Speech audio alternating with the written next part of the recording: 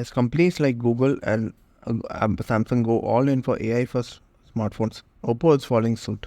The firm plans to start working on a generative AI tools and eventually bring it to the Reno 11 series level later this year. OPPO yesterday announced it is taking a serious step into generative AI, with the creation of a dedicated AI center. According to press releases, this AI department will focus on research and development of AI and its application to deliver user-centric AI features and products.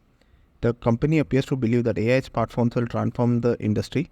Chief Operating Officer Pete Lau said that if you're an owner of Reno 11 series, won't have to wait too long to see some of the OPPO's AI features. The Chinese phone maker saying it will roll out an array of generative AI features like OPPO AI Razr and more to the Reno 11 series in the quarters of 2024. These features will come to all owners around the world. Some of these features already started trickling down to the OnePlus 12 series and the OPPO X7 series.